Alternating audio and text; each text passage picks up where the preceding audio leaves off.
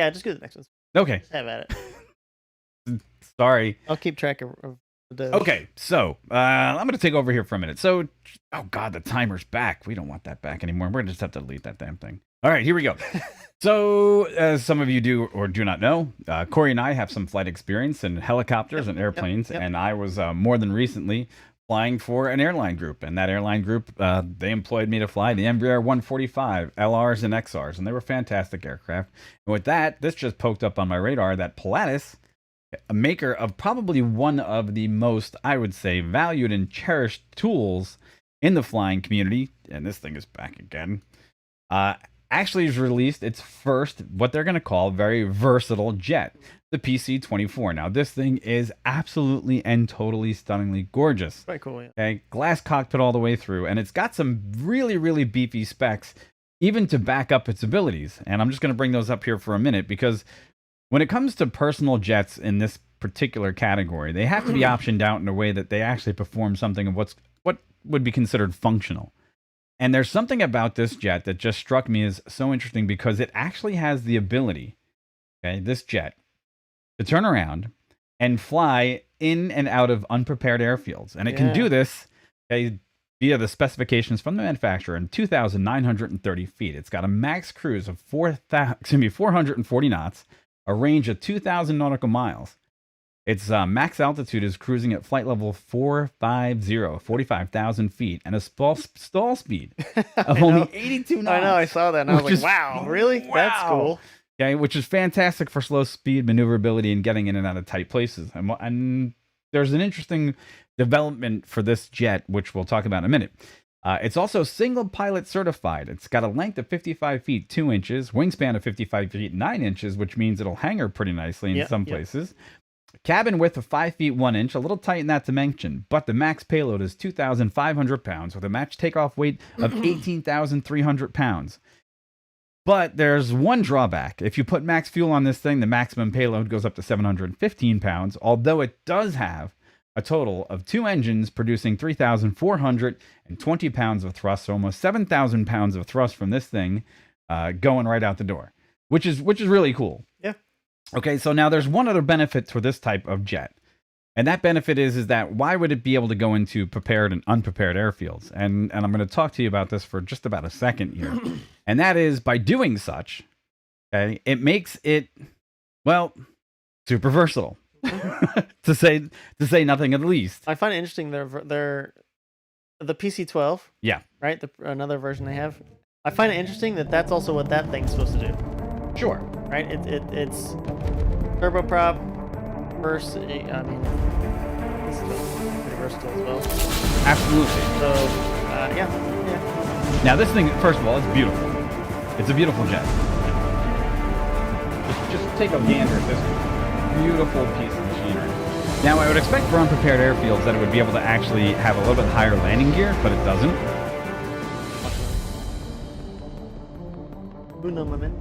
Uno momento. It's absolutely gorgeous. What avionics is that? That was the one thing it wasn't Garmin. I think it's got something.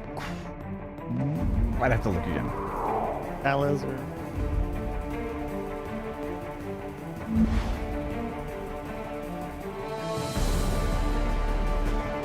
Now those I understand for the short field stopping distances are those double slotted Fowler flaps.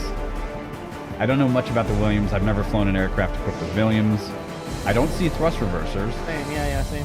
Which I have a theory about that. Got a cargo door. Flat floor cabin. Now those two things you usually see in helicopters that are going to go into the EMS world.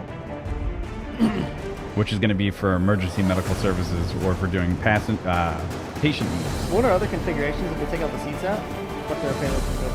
Well, that's the thing. The mission of what this is looking like is it's looking like it's going to be an all-capable ability plane.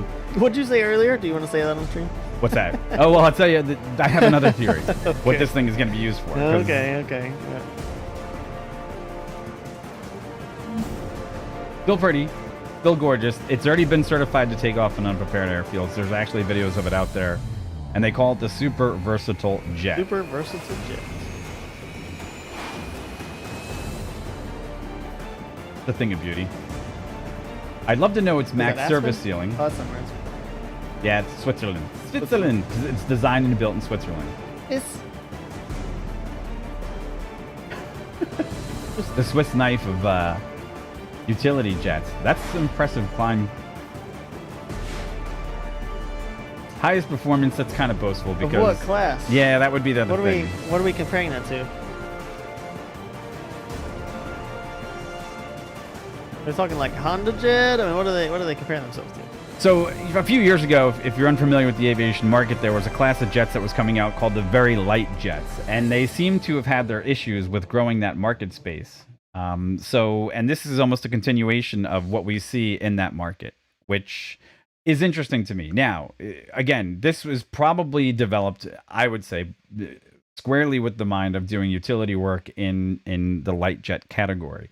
So if you're doing patient transfers, if you're remote hospital activities, so on and so forth, this thing is absolutely, I think, well suited for that role. It's also single pilot IFR certified.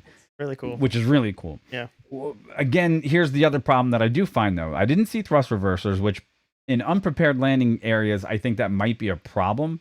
Because as soon as you hit the thrust reversers, you might induce all this other stuff into the turbine, which would be a bad deal. Yeah, you can't get out of there because it's got all the debris in there. Right. So the thing that I said earlier was this thing would be great for running drugs. In a total, like... Yeah. Pablo Escobar would probably have not knowing, but just, looking at it. Legit, this thing could get in other places that other planes couldn't. However, for Pilatus's work, what do you think, man? What's your take on this bad boy? I've always been a fan of the PC-12. They got a NGX is one of the ones. I don't know. It just I like what Pilatus has, and the fact that they would get into what they're calling a super versatile jet, something that does look pretty slick. Right. It has a fairly good performance, but obviously they're marketing it at unprepared landing fields, places with other than hard surface runways. And I would be interested to see like real world payload abilities. Mm-hmm. And I'm also still trying to find out, again, since single pilot IFR, what all has equipped on it. I don't know which avionics it has still looking, on it. But still looking. So here's another video of it doing some short takeoff and landing work. This is a Royal Flying Doctor service. I guess this is one of the first ones in service. Yeah. And graceful looking plane. I like the actual design. The high tail speaks volumes for people that have flown light jets before. Yep. The controllability is fantastic. It gives you a lot of elevator control stability right then and there. And I can see those flaps deployed, and that a lot of flap. Yeah, that's a lot of flap for a lot of aerodynamic drag going on there. For 82 knots of stall speed. I mean, that's going to be the thing. You're going to be touching down in these short fields. What's the stall speed of the P-12? Like, no joke. I think it's around 87 knots. Might even be higher. I like how they slowed it down. Yeah, it's pretty. You're like, yep. Now, and that I would also assume that it's probably going to have some sophisticated anti-lock brakes, anti-skid brake systems, which are fairly rudimentary for most modern jets, which is not new and improved. Still absolutely gorgeous, though. Literally designed to land off field. Yeah, all the time. Very cool. And take off from off-field locations. Yeah, I mean... Right? So, I wonder where the concept of this grew completely, as it was going to be more of a tool aircraft than it was going to be just your basic average flying jet. So pretty. And where I guess they must have done the market research, because there's got to be places that obviously could enjoy this jet as a serviceable element towards their fleet. So that, if you're talking about places like even like Alaska, I'm sure it's got some very huge potential in Alaska to make some inroads into places that weren't serviceable at jets before. I can imagine, yeah. So yeah, cool stuff. I do. I think it's quite cool. Did you find anything about the glass cockpit or no? Nope. No, yeah, still looking for that. I mean, there's pictures of here, of course, but I can't tell exactly which one it is. Yep. So it'll be interesting to see what they do at that marketplace, how it develops for them with the new Pilatus PC-24. Yeah, something very cool to keep track of. And it'd be really cool to keep track of, even though right now we still have more technical glitches than a brand new jet being launched is us. So like, follow, and subscribe because we could use your support. Yeah. And also because appreciate I think Friday we're doing a fully dedicated show towards what we're going to be doing coming up for the Rolex. And Yeah, let's there's do that. Mr. Roscoe. So that's going to be another thing. And